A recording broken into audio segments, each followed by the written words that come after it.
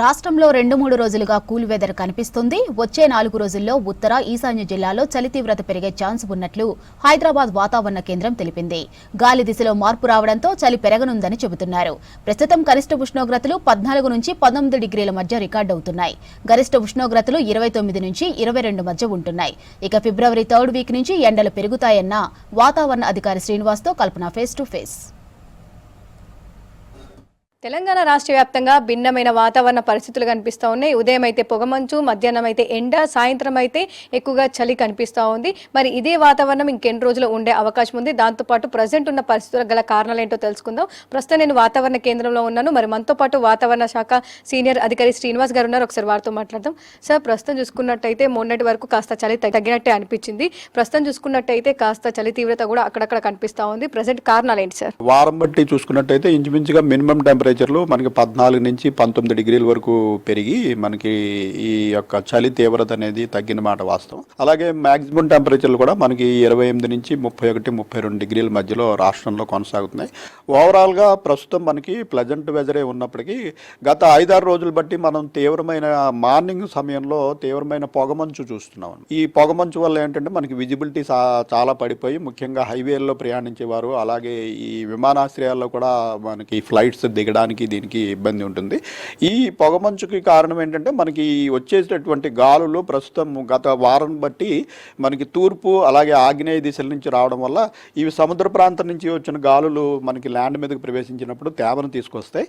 ఇది మిగిలిన సీజన్ మనకి వేసవి కాలంలో అయితే ఇటువంటి తేమను తీసుకొచ్చినప్పుడు మనకి పగటిపూట ఉష్ణోగ్రతలు ఎక్కువ ఉండటం వల్ల ఈ తేమ అంతా కూడా పైకి పోయి మనకి క్యూలోనింబస్ మేఘాలు అట్లా ఏర్పడి వర్షం పడుతూ ఉంటుంది.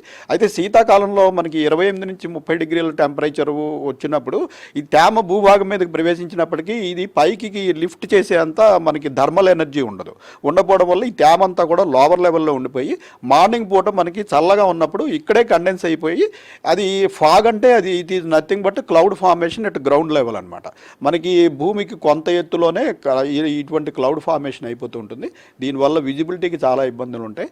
గత 5-6 రోజులు బట్టి కూడా మనకి మన సిటీ చుట్టుపక్కల ప్రాంతాలను అలాగే రూరల్ ప్రాంతాల్లో చాలా చోట్ల కూడా మనకి ఈ ఫాగ్ ఏర్పడటం చూస్తున్నాము. అయితే రాగల 3-4 రోజులు ఈ రోజు నుంచి కొంచెం విండ్ ప్యాటర్న్ మళ్ళీ చేంజ్ అయ్యి మనకి ఉత్తర భారతదేశం నుంచి అలాగే ఈశాన్య భారతదేశం నుంచి విండ్స్ మారుతున్నాయి. దీనివల్ల ఏమవుతుందంటే మనకి మాయిశ్చర్ కొద్దిగా తగ్గుతుంది.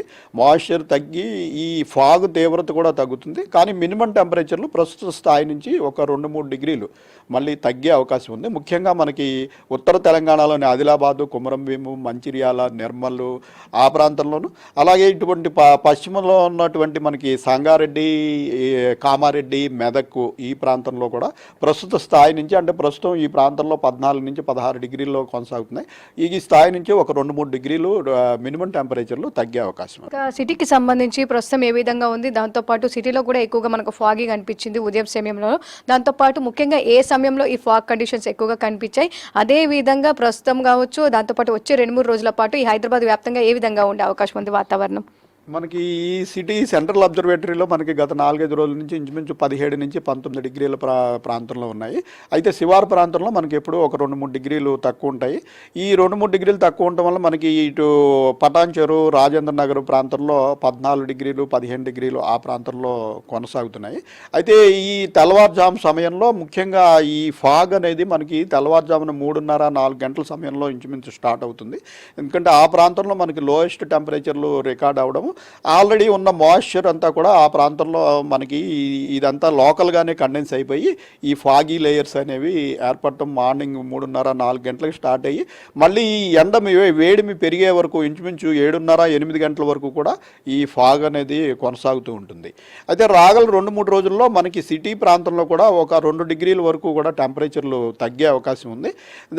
దానికి తోడు మనకి మాయిశ్చర్ కంటెంట్ కూడా తగ్గుతుంది. ఇప్పుడు మనకి ఈ గాలి యొక్క దిశ మారినందువల్ల ప్రస్తుతం తూర్పు ఆగ్నేయ దిశ నుంచి కాకుండా మనకి ఉత్తర అలాగే ఈశాన్య దిశ నుంచి కొంచెం పొడిగాలులు వస్తాయి. దీనివల్ల మనకి మాయిశ్చర్ తగ్గి ఈ యొక్క ఫాగ్ అనేది గ్రాడ్యువల్గా కొంచెం తగ్గే అవకాశం ఉంది. ఓన్లీ మిస్టీ కండిషన్స్ ఉంటాయి, మిస్టీ కానీ హేజీ కండిషన్స్ ఉంటాయి. కానీ ఈ ఫాగ్ అంటే ఏంటంటే మనకి విజిబిలిటీ బాగా తగ్గిపోయి 100 మీటర్లు 50 మీటర్లు జీరో కూడా విజిబిలిటీ ఉంటుంది.